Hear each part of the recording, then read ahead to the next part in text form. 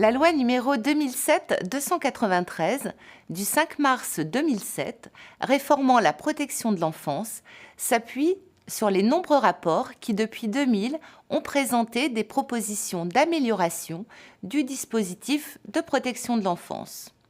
Depuis la loi du 6 janvier 1986, les conseils départementaux ont la responsabilité de l'aide sociale à l'enfance, ASE.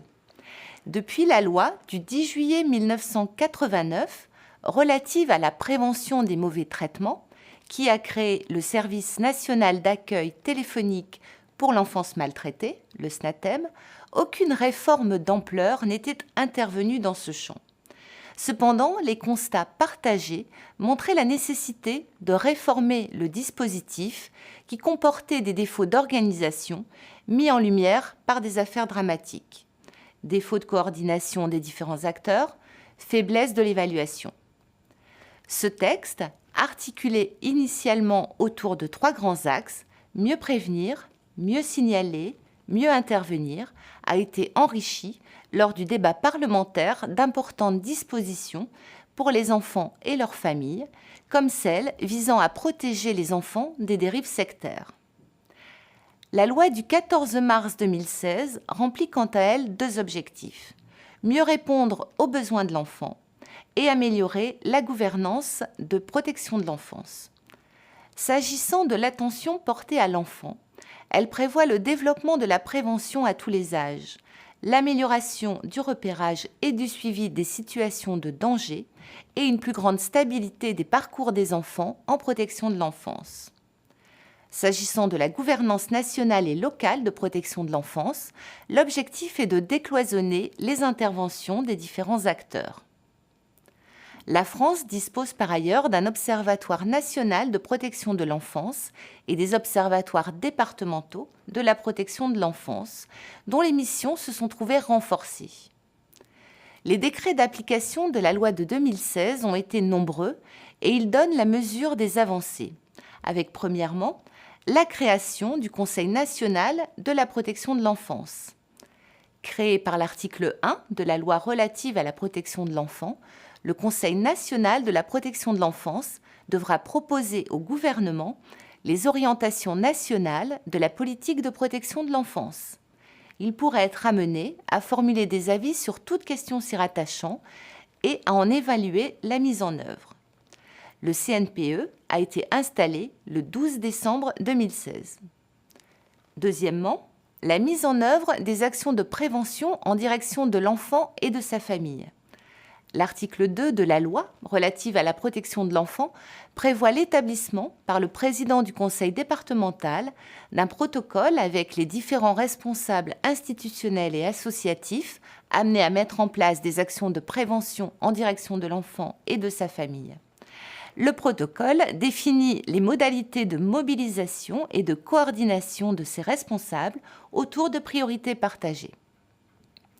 Troisièmement, la création de l'Observatoire départemental de la protection de l'enfance. L'article 3 de la loi précise la composition pluri-institutionnelle de l'ODPE.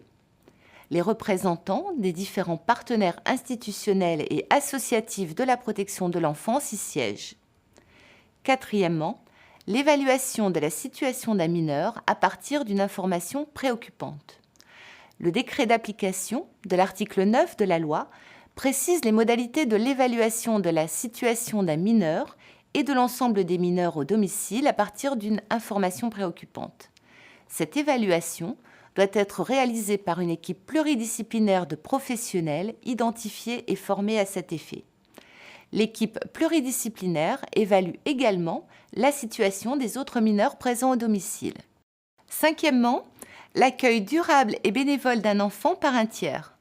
L'article 13 de la loi de protection de l'enfant permet au président du conseil départemental de confier à un tiers un enfant pris en charge par l'aide sociale à l'enfance dans le cadre d'un accueil durable et bénévole si tel est l'intérêt de l'enfant. Le décret précise les conditions de cet accueil. Il précise les finalités de cet accueil, définit les précautions à prendre avant d'y recourir et les modalités d'accompagnement, de suivi et de contrôle du tiers. Sixièmement, l'attribution d'un pécule aux jeunes majeurs ou aux mineurs émancipés. Afin de soutenir les jeunes majeurs à la sortie du dispositif de placement judiciaire, l'article 19 de la loi prévoit l'attribution à ces jeunes d'un pécule qui correspond au montant des allocations de rentrée scolaire qui leur étaient dues. L'allocation est versée par l'organisme débiteur des prestations familiales sur un compte bloqué géré par la Caisse des dépôts et consignations. Cette mesure concerne également les cas où l'enfant ouvre droit à l'allocation de rentrée scolaire différentielle, ainsi que les cas où les placements en assistance éducative sont prononcés en cas d'urgence par le juge des enfants. Septièmement, la définition du référentiel du projet pour l'enfant. L'article 21 définit le contenu du projet pour l'enfant, établi pour tout enfant bénéficiant d'une mesure administrative ou judiciaire de protection de l'enfance. Huitièmement, les conditions d'accueil et d'évaluation des mineurs non accompagnés. L'article 48 de la loi concerne les mineurs privés de la protection de leur famille. Chaque président du conseil départemental doit transmettre au ministre de la Justice le nombre de mineurs privés de la protection de leur famille dans son département. Le ministre de la Justice fixe alors les objectifs de répartition des accueils de ces mineurs entre les départements en fonction de critères démographiques et d'éloignement géographique.